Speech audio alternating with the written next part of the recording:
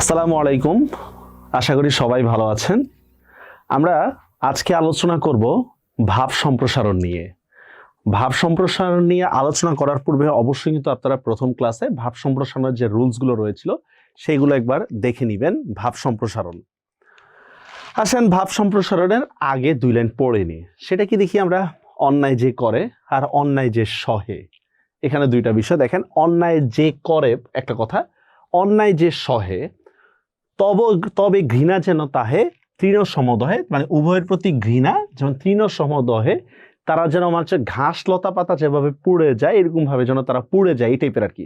মানে ঘৃণায় তাদেরকে পুড়িয়ে ফেলতে ইচ্ছে করে, এটা এখানে কথাটা বলতেছে। আচ্ছা, কথাটা বলার উদ্দেশ্যটা কি দেখেন, দুইটা বিষয়। একটা হচ্ছে অন্যায় যে করে একটা প্রবলেম, অন্যায় যে সহে আরেকটা প্রবলেম। কারণ অপরাধীর অপরাধকে প্রশ্রয় দিলেই কিন্তু অপরাধটা আরো বাড়ে। আমাদের সমাজে দেখবেন অপরাধীকে বিচার না করে, আচ্ছা তুমি চুপচাপ থাকো, কিছু বললো না, কেউ যেন না জানে, লোকে জানলে কি বলবে, এগুলোর কারণে কিন্তু অপরাধ আরো বাড়তে থাকে।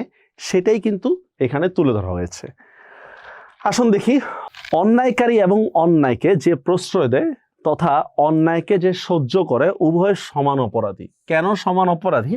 দেখুন, একে হচ্ছে যে অন্যায় করে, সে হচ্ছে তো অন্যায় করে বলতেছেন, তার তো আর সেন্স নাই। কিন্তু যদি কেউ অন্যায়কে শক্তি সামর্থ্য থাকা সত্ত্বেও অন্যায়কে প্রতিরোধের ব্যবস্থা যদি না করে, তাহলে কিন্তু সেটা কি বলা হয়, যে সে হচ্ছে সমান অপরাধী। আমাদের সমাজে কিন্তু একটা ভুল প্রবাদ বাক্য রয়েছে যে কুকুর কামড়ালে কুকুরকে কামড়াতে হয় না, একটা প্রবাদ বাক্য রয়েছে। এর মাধ্যমে কিন্তু আসলে অন্যায়কে একটা প্রশ্রয় দেওয়া হয়, যে এইটা কিন্তু বলে না বারবার কুকুর কামড়ালে তাকে প্রতিরোধ করতে হয়, এটা কিন্তু বলে না, ঠিক না? তো দেখেন, নিজে অন্যায় না করলে যে তার কর্তব্য ফুরিয়ে যায়, বিষয়টা এমন নয়। বুঝতে পেরেছেন বিষয়টা? এখানে অন্যায় বলতে শুধু জোর জবরদস্তির কথা বলা হয় না, এখানে অন্যায় বলতে সব ধরনের অন্যায়, দুর্নীতি বলেন, ঘুষ বলেন, অনাচার বলেন, ইত্যাদি সবকিছু এটার মধ্যে রয়েছে। বরং অন্যায়কে প্রতিহত করাই সকলের দায়িত্ব ও কর্তব্য। তার মানে এটা আমরা মূল ভাব হিসাবে তুলে ধরতেছি। সুশীল সমাজ গঠনে, সুশীল মানে হচ্ছে সভ্য ভদ্র সমাজ গঠনের প্রয়াসী মানুষ ব্যক্তি ও সমাজ জীবনের বৃহত্তর কল্যাণে ও সামাজিক শান্তি শৃঙ্খলা রক্ষার জন্য গড়ে তুলেছে অনেক অনুশাসন ও নীতি। তাহলে অর্থটা কি বোঝাচ্ছে? মানুষ বেঁচে থাকার জন্যই, তাদের সমাজে ভারসাম্য আনার জন্যই কি বিভিন্ন নীতি অনুশাসন গড়ে তুলেছে। কিন্তু সমাজ জীবনে এমন কিছু লোক থাকে যারা এসব অনুশাসন ও ন্যায় নীতি মান্য বা অনুসরণ করে না। যেমন পুলিশ, র্যাব বা সেনাবাহিনী, এদেরকে দেখতে আপনার মনে হতে পারে আচ্ছা এরা কেন তৈরি হয়েছে, আমি তো কত ভালো। ভাই, এরা তো আপনারা মারার জন্য তৈরি হয় নাই। কারণ সমাজের মধ্যে কিছু লোক আছে যারা সামাজিক আইন শান্তি শৃঙ্খলা মেনে চলতে বাধ্য না, তাদেরকে আপনি যতই বুঝান না কেন তারা মানবে না। তখন তাদেরকে কি করতে হবে? কঠোরতায় আসতে হবে। তাদের জন্যই কিন্তু এই সমস্ত বাহিনী, ঠিক না? এটাই বলতে দেখেন, অনুশাসন ও ন্যায় নীতি মান্য বা অনুসরণ করে না, তারা অন্যকে উৎপীড়ন করে, অন্যের অধিকার অন্যায় হস্তক্ষেপ করে। দেখছেন তার কাজগুলো কি কি?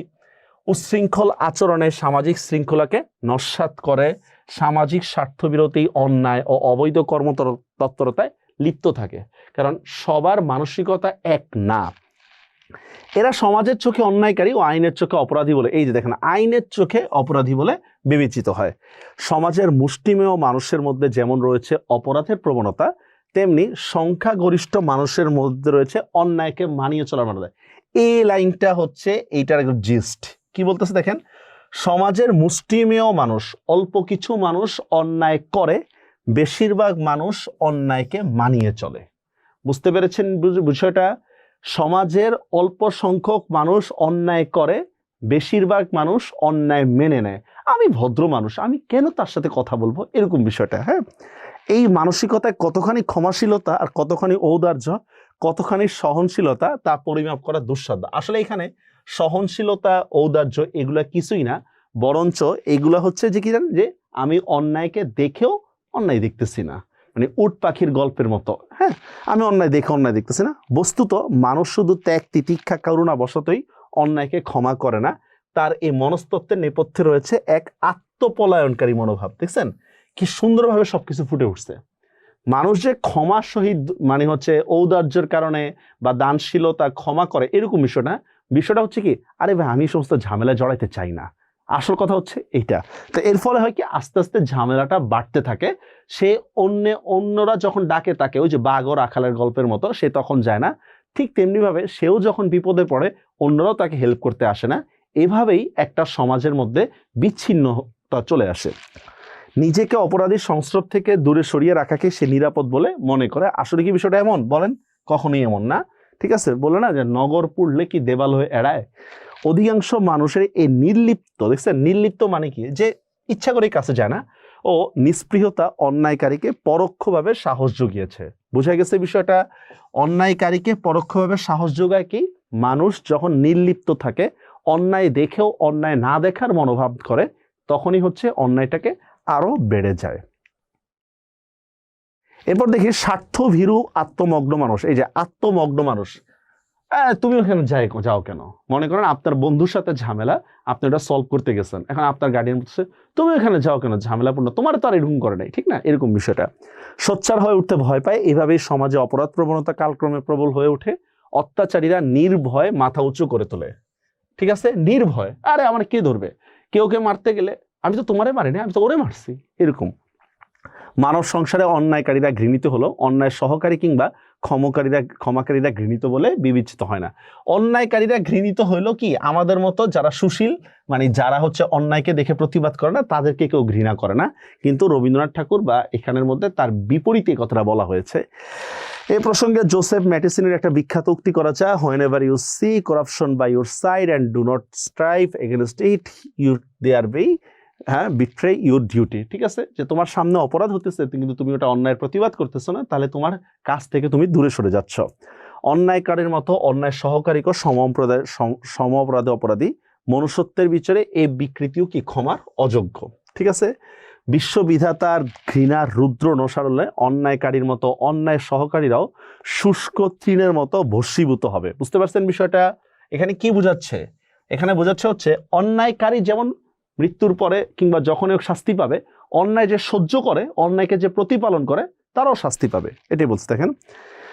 আচ্ছা, বিশ্বমানবের আচ্ছা, আসলে বস্তু জগতের ভুল বিচারে সে নিরাপদের ছাড়পত্রগুলো শিথিল হলো। বিশ্বমানবতার দরবারে তার অপরাধ থেকে রেহাই নেই। কারো অপরাধ ক্ষমা করার মধ্যে উদারতা আছে, তা মনুষ্যত্বের পরিচয়, কিন্তু এই ক্ষমার মাত্রা থাকা চাই। কারো অন্যায়কে আপনি ক্ষমা করতে পারেন, কিন্তু তারও একটা মাত্রা আছে।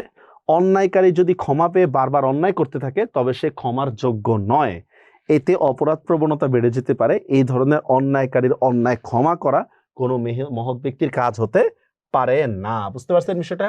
বরং সেও অন্যায়কারীর মতো সমাজে অপরাধী বলেই বিবেচিত হবে। তো বুঝতে পেরেছেন এখানে যে সংখ্যাগরিষ্ঠ মানুষ অন্যায় মেনে নেয় আর সংখ্যালঘিষ্ঠ মানুষ অন্যায় করে। এভাবেই আসলে অন্যায়ের প্রতি একটা প্রোটেকশন চলে আসে, আমার ভাই তোমার ভাই ইত্যাদি ইত্যাদি। তো সেই বিষয়গুলো নিয়ে আজকে আলোচনা করলাম। দেখা হবে পরবর্তী ক্লাসে।